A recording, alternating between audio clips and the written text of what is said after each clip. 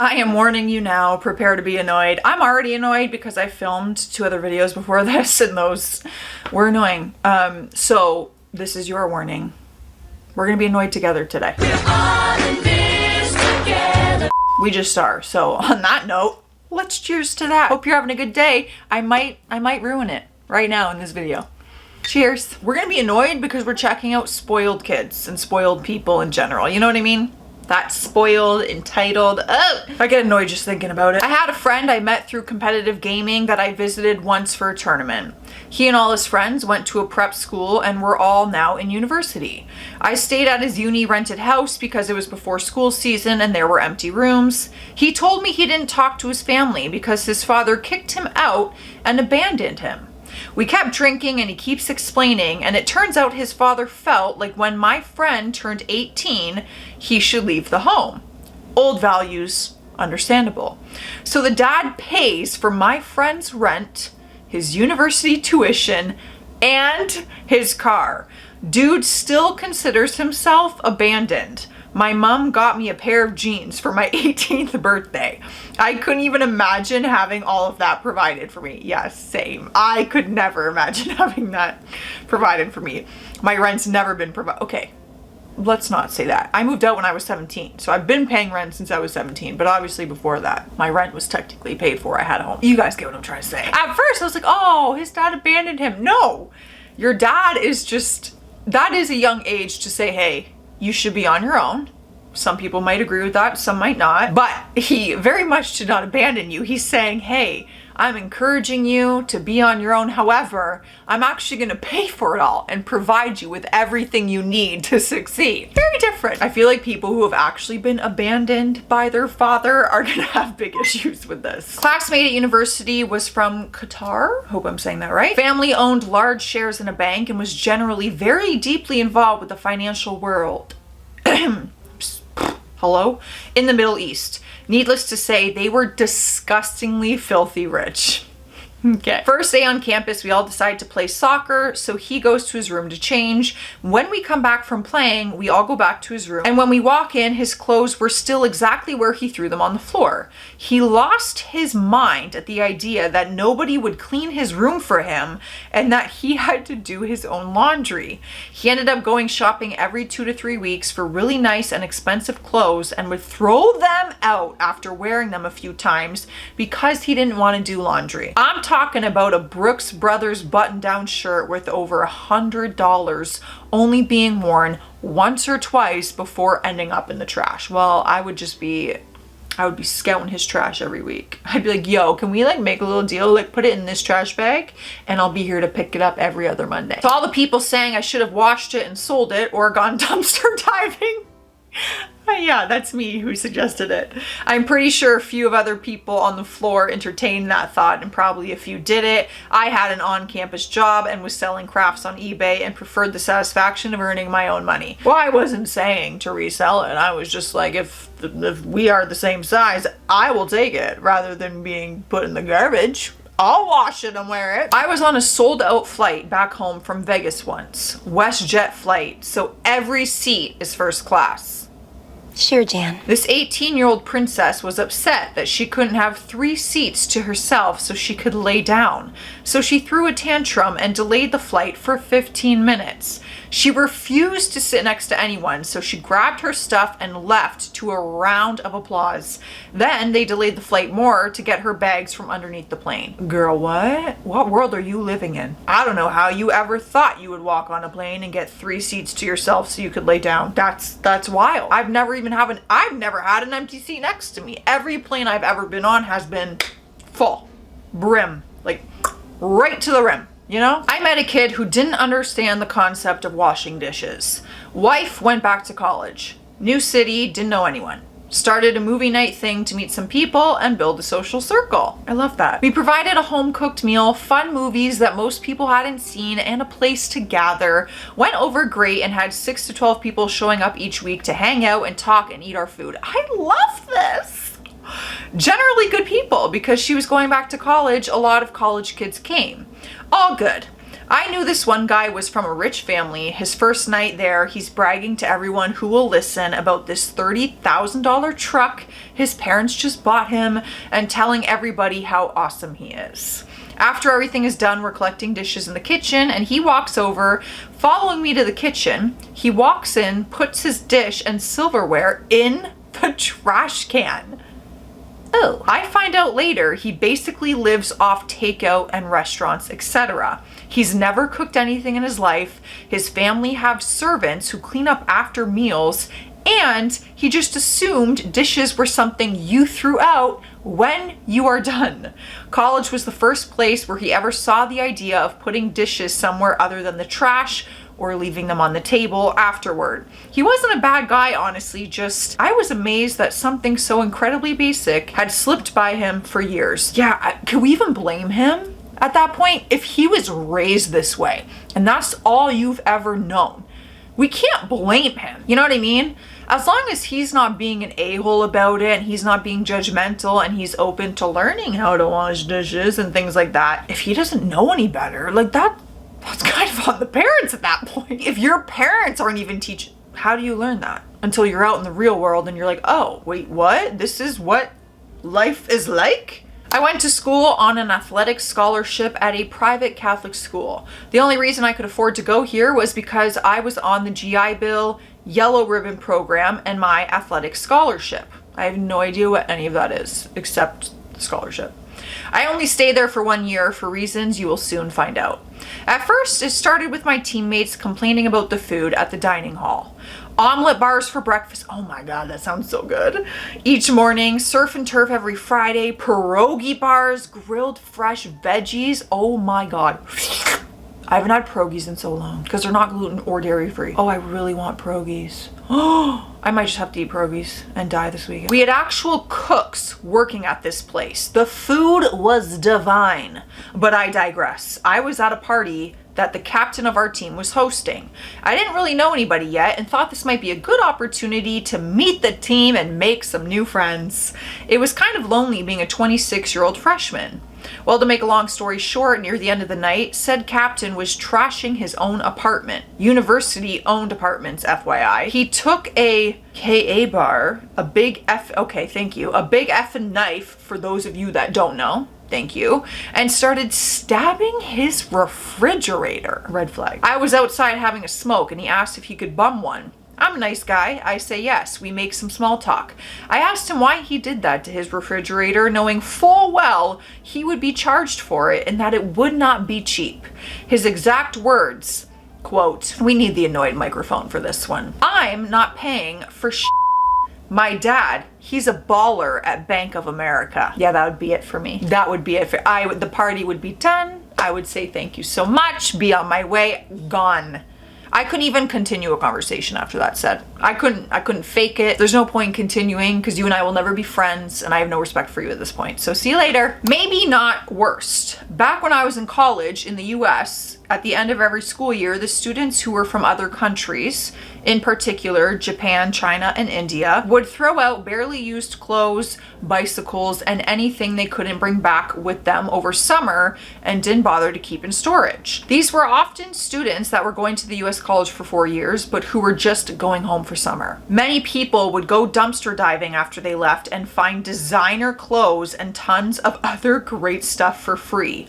Can't complain because many of us benefit from it, but I can't imagine how rich you must be to throw away those things and not think that anyone else would ever want a barely used designer shirt or sunglasses. Yeah, even just to give up those items, let alone that. You know what I mean? To throw it out in the trash as if it's garbage, as if it's useless. Oh my word, take designer out of it, even just some regular sunglasses or clothes. Do you know how many people could benefit from that? People on the streets that could benefit from that, literally, designer or not. Oh, come on now. Oh my gosh.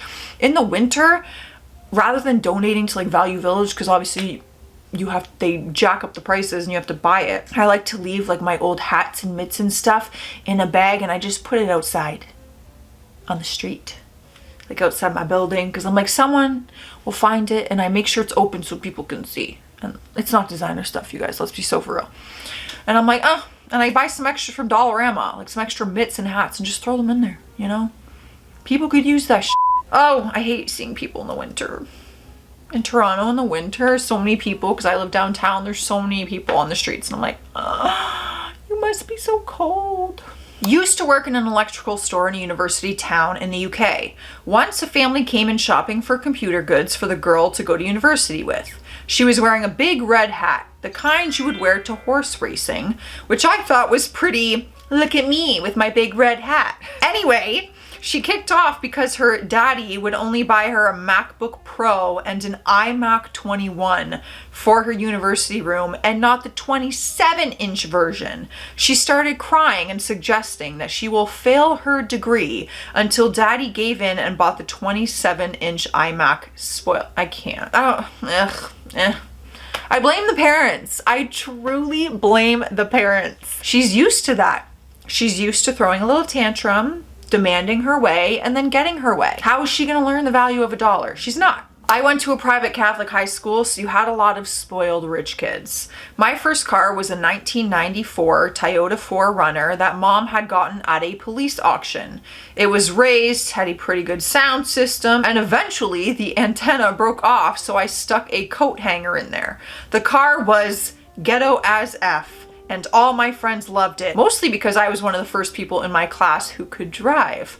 Anyway, my friend's girlfriend at the time, who was spoiled as F, was given a Mercedes-Benz S-Class as a birthday gift. She constantly talked crap about my car and talked about how much better her Benz was and how she would never be caught dead in a Toyota. I just wanted her to enjoy it while she could because she was going to wreck her car and daddy wasn't going to buy another one. Fast forward to that fateful day when she crashed her car a few miles away from school. I recognized her car, so I stopped to ask if she was okay. She was fine. I told her, I would offer you a ride home, but you would never be caught dead in my car, now would you? Oh, I'm glad she's okay. Like, let's not pretend she didn't get in an accident. Glad she's okay, but a little taste of your medicine there. Your words are coming back to bite you in the ass. There ain't nothing wrong with that. I drove a 1991 Ford Fusion, it was, and it was gold. It's still in storage with my father.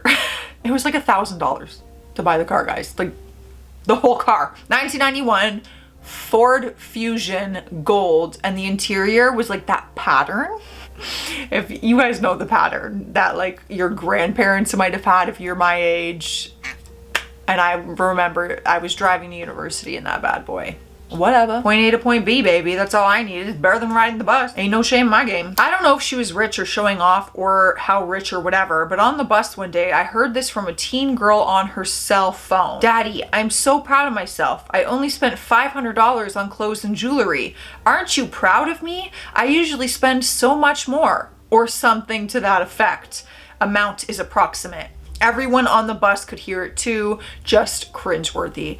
Yeah, see, you just can't relate to people like that. Well, some people might be able to, but not me, and majority of others would not. It's just like, it's not fully their fault if they're raised that way, but I could not relate to that.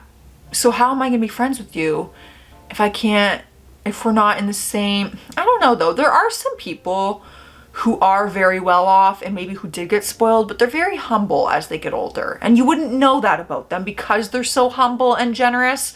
So I think it depends on the person. You know, I grew up, one of my best friends lived a very different life to me. I grew up with her, and she and her family they have a lot of money. And you would never know because she was so down to earth, still is, still one of my best friends, down to earth, humble, the most generous, kind family. And they didn't, you know, even though they had money, she still got a job in high school. Like, of course, they helped her in other ways that my family couldn't help me, but they still taught her like the value of a dollar. And even though we have money, we have to work for our money. Like, there's still, I think, a way to help your children and to enjoy the perks of having money, but still teaching like valuable lessons. along the way. Does that make sense? I worked at a Sunglass Hut in South Florida. Oh my God, Sunglass Hut. Is that store still a thing? One day, a family of 4 came in to buy glasses. Now, I am used to people having money and buying stupidly expensive sunglasses. I can't believe what people spend on sunglasses. But the dad told the kids, who were probably 6 and 4, to get the glasses they wanted. Both grabbed 4 pairs of sunglasses that cost over $250 each. Then both kids pulled out wads of $100 bills to pay for them. 6 and 4.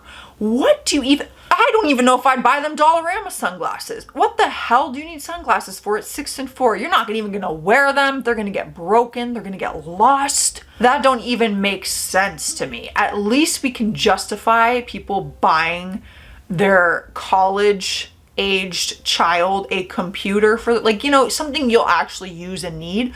Sunglasses. Oh, that's crazy. I have 2 pairs of designer sunglasses, Ralph Lauren and Ray-Ban, and they were both gifted to me.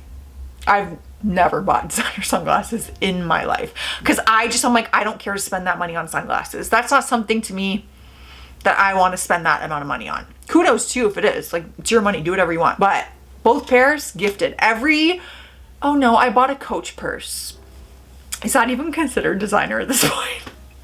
I remember I got after university, I got my first full-time job, and I was like, oh, in a daycare, and I was like, oh my God, full-time baby. And that was my first like career. I was working retail in Tim Hortons and stuff before that.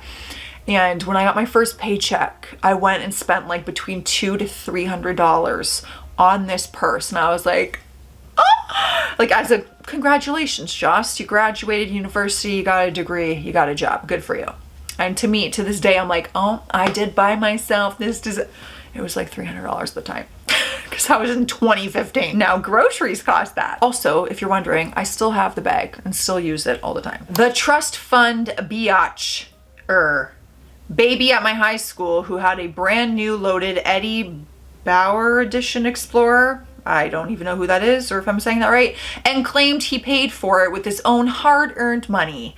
That was a $45,000 SUV. No way you paid for that as a 16-year-old kid with no real job. His spoiling went on in so many ways and through college and beyond.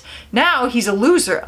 Who parties like he's 19 with a job he got through daddy's connections. He's in his mid-30s with a failed marriage and no friends. I hate he never had a chance, but the guy, he is a real dick and always has been. I'm sure he will burn all his inheritance and life up. Shame to see.